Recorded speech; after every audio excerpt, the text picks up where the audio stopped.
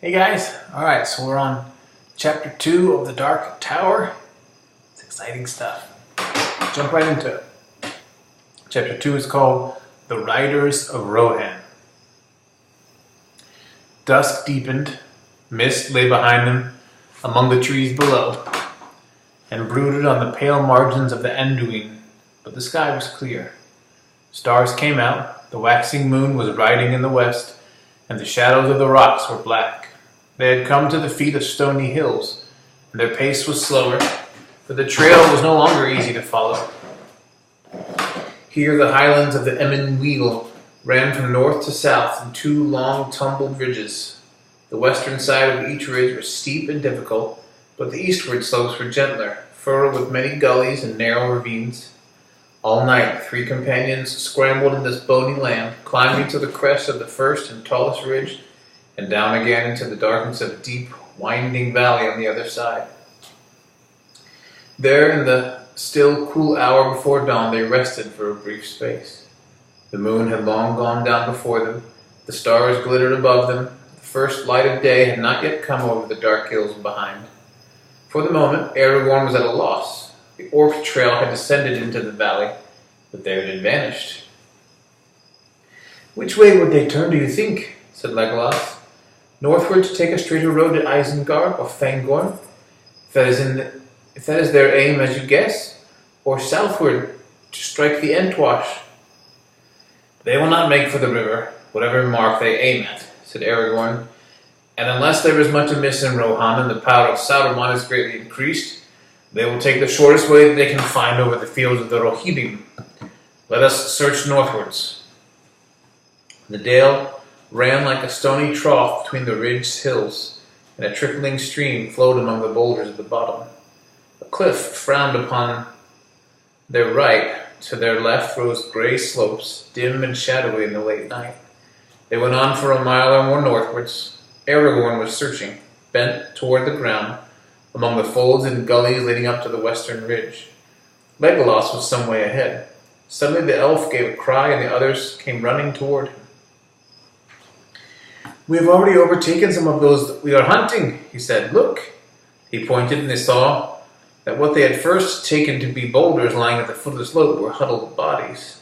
5 dead orcs lay there. They had been hewn with many cruel strokes, and 2 had been beheaded.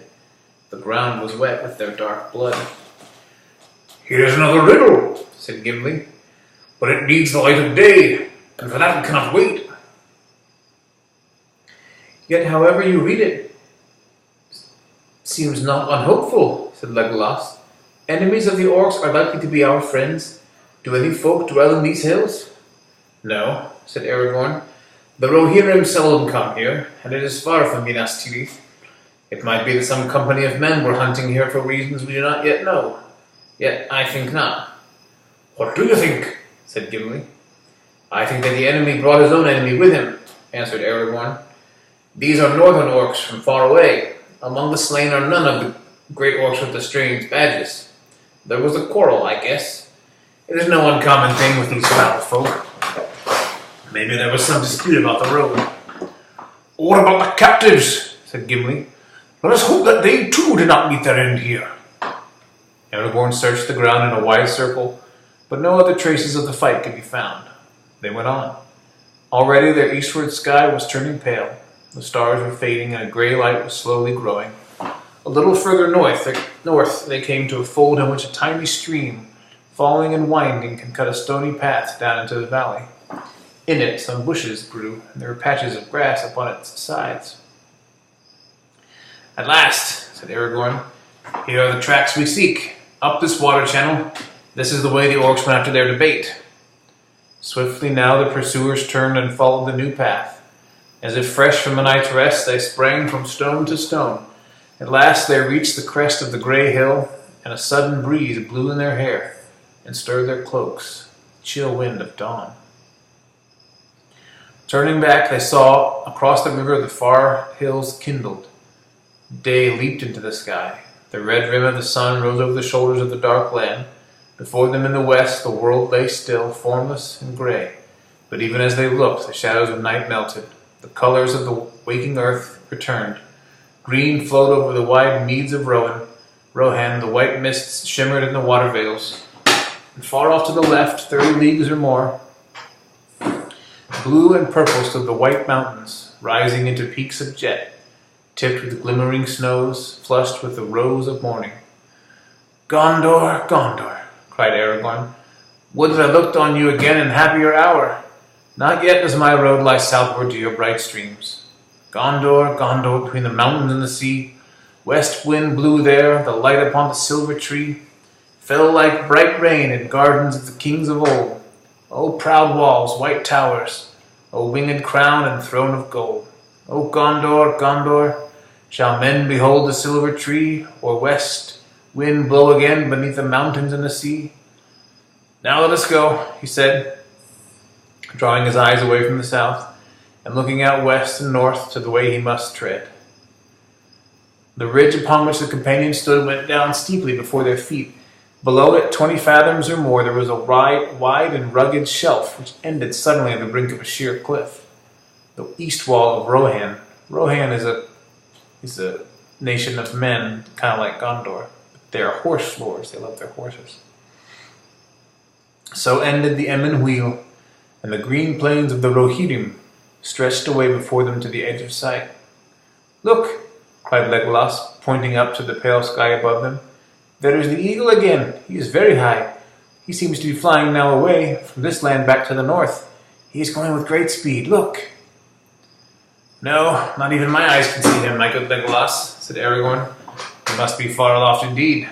I wonder what is his errand, if he is the same bird that I have seen before. But look, I can see something nearer at hand, more urgent.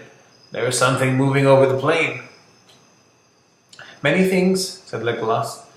It is a great company on foot, but I cannot say more, nor see what kind of folk they may be. They are many leagues away, 12, I guess, but the flatness of the plain is hard to measure.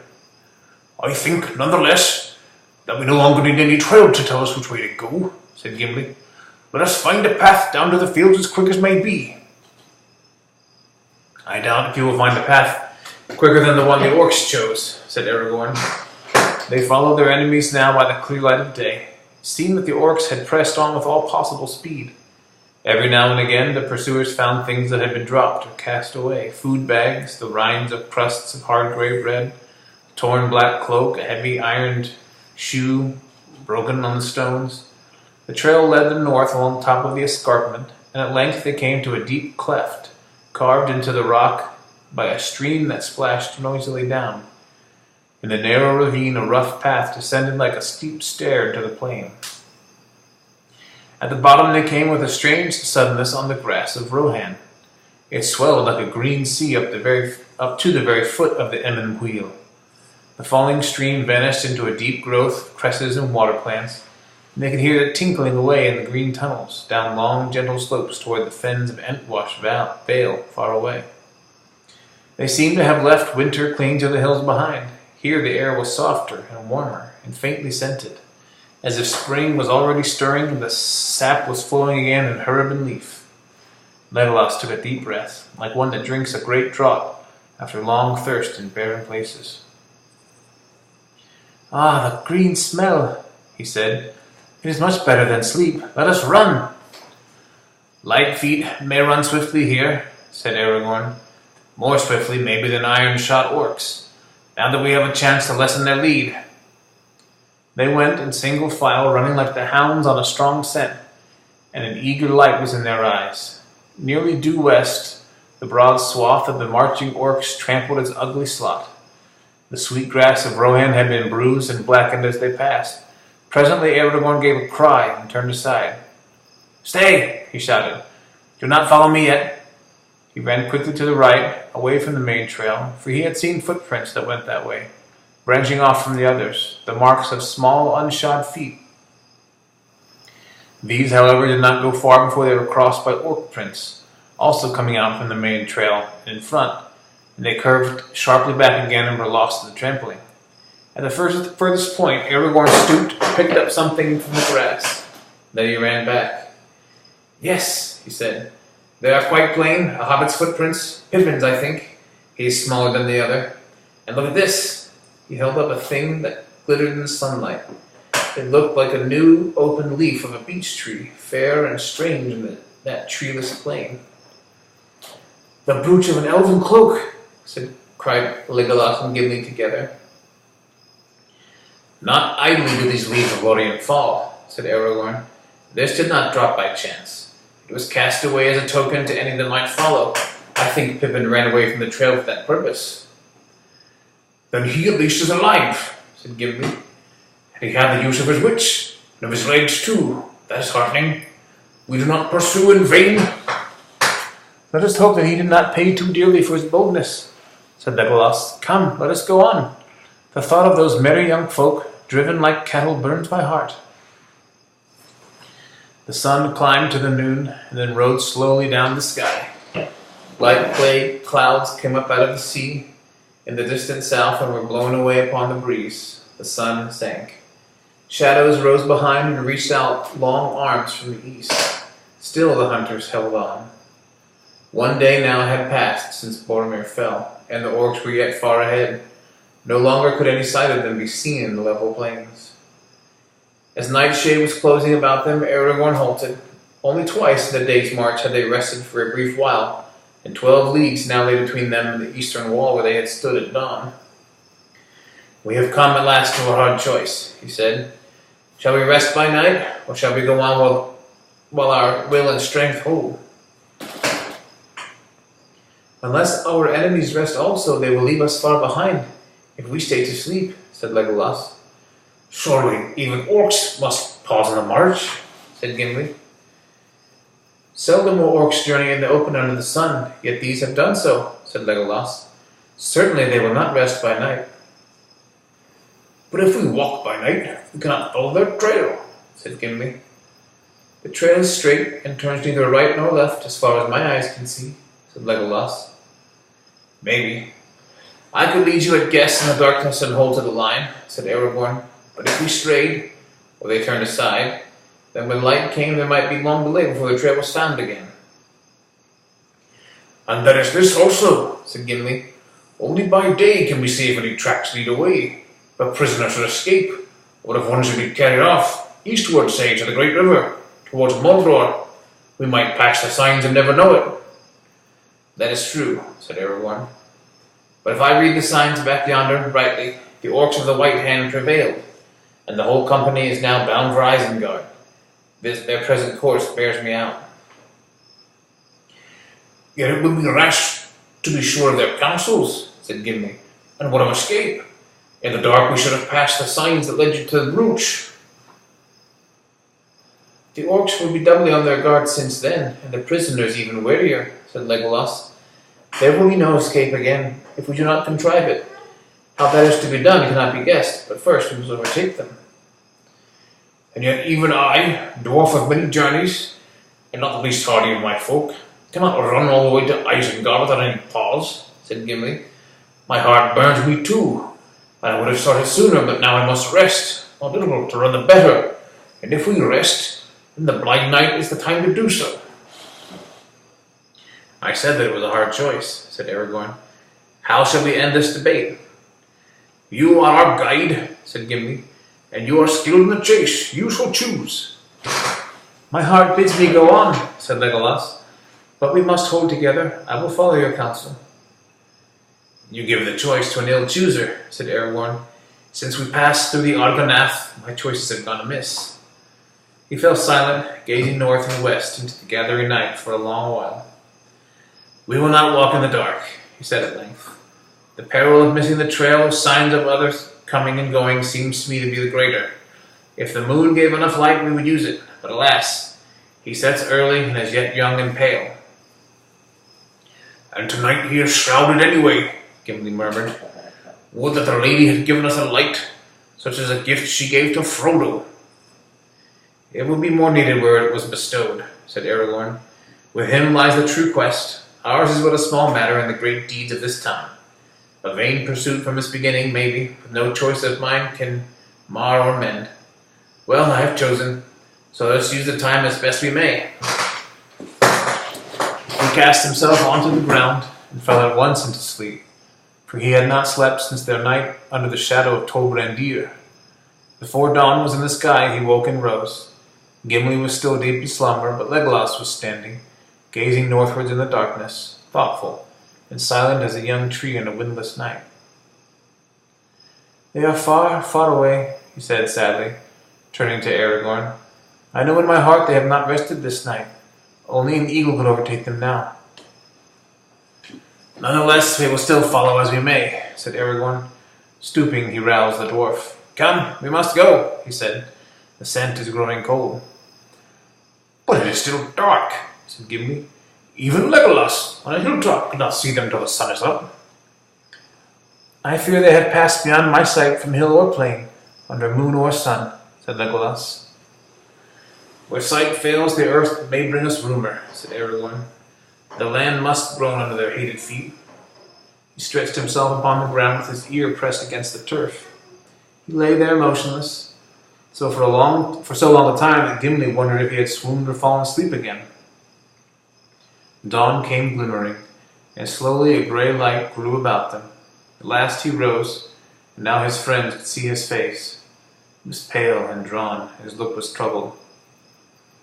"The rumor of the earth is dim and confused," he said. "Nothing walks upon it for many miles about us. Faint and far are the feet of our enemies, but loud are the hooves of the horses.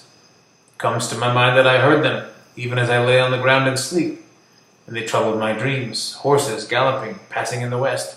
But now they are drawing even further from us, riding northward. I wonder what is happening in this land." "Let's go," said Legolas. So the third day of their pursuit began. During all its long hours of cold and fitful sun, they hardly paused, now striding, now running, as if no weariness could quench the fire that burned them. They seldom spoke. Over the wide solitude they passed, and their elven cloaks faded against the background of the gray-green fields. Even the cool sunlight of midday, few but elvish eyes would have marked them, till they were close at hand. Often in their hearts they thanked the Lady of Lorien for the gift of Lembas, for they could eat of it and find new strength even as they ran. All day the track of their enemies led straight on, going northwest without break or turn. As once again the day wore to its end, they came to the long treeless slopes where the land rose, swelling up toward a line of low, humped-backed downs ahead. The orc trail grew fainter as it bent north toward them, for the ground became harder and the grass shorter. Far away to the left, the river Entwash wound, a silver thread in a green floor. No moving thing could be seen.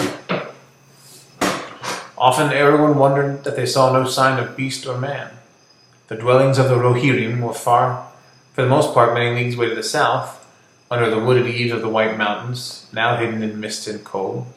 Yet the horse lords had formerly kept many herds and studs in the eastern Met, this easterly region of their realm, and there the herdsmen had wandered much, living in camp and tent, even in winter time. But now all the land was empty, and there was silence that did not seem to be the quiet of peace. At dusk they halted again. Now twice 12 leagues they had passed over the plains of Rohan, and the wall of the Emyn Wheel was lost in the shadows of the east.